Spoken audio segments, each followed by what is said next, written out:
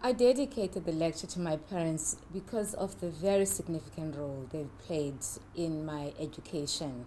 In the inaugural, and having it in the presence of my mother, because my father, passed away, was really, for me, almost like a gift to them to say, your work was never in vain. Remember, I grew up in Cape Town, and my parents saw UCT as a city up on the mountain that was completely inaccessible to them.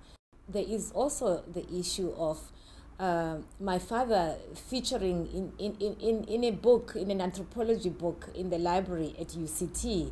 This is a study that was done by Monica Wilson and Archie Mafeje on Langa Township. And my father was one of the people who were interviewed at the time, and he happened to be on the cover of the book. However, his name was not anywhere in the book. The dedication was like a resurrecting my father, both in spirit and in terms of naming him, is really making him visible at UCT, both through my professorship and by naming, giving him the name, or rather restoring his name to dignity. Solms Delta is a vineyard that was established in the 1600s, which is to say with the arrival of the first Dutch settlers. And so it's been owned by settlers over the centuries and sold and bought by different people until Mark bought it a few years ago. The significance of Solms Delta as a site of trauma in the context of South Africa is that the first people who worked on the farm were slaves. And according to the laws of those years, once slaves were owned by a farm owner, they would be passed on to the next owner. That law of inheriting slaves, or rather inheriting laborers living on a farm, was never changed.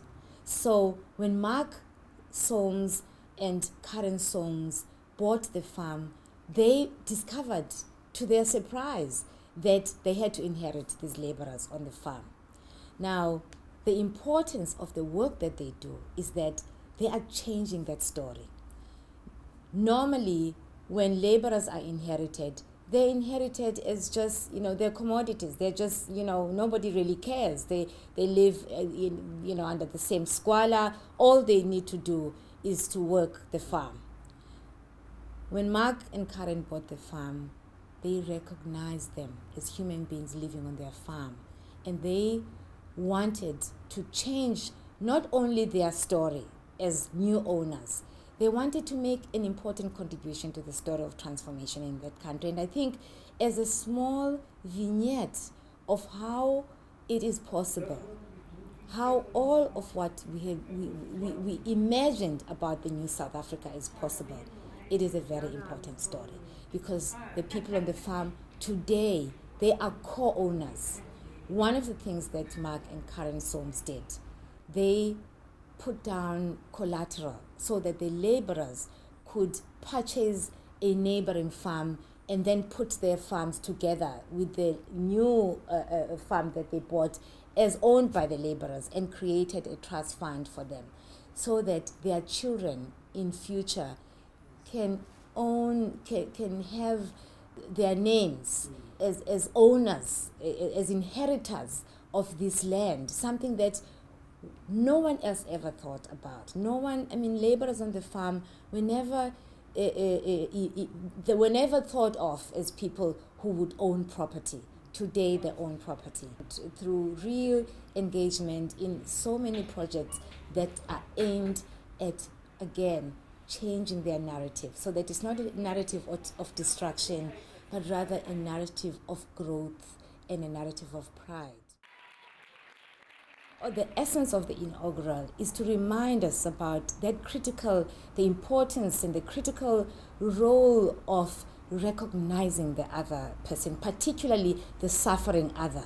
That is at the heart of our project of transformation. It starts there, by recognizing the other as a fellow human other. However, the process of recognition is not just something that occurs in words only. The real true meaning of engagement with these issues is to think about changing people's lives. How do we change people's lives? By giving the gift of owning their sense of identity, feeling a sense of pride about who they are, being able to wake up every day and to participate as members of a civil, of civil society. And how do we do that? By ensuring that the children who are the next generation of adults grow up feeling a sense of wholeness, a sense of pride. And education is such a critical and central part of that. This is why I really think that the story of Solms Delta, of what is going on as Solms Delta, it is at the very deep core of what we should be doing in our country, because it deals with exactly this issue of breaking the cycles of violence that so often repeat themselves historically.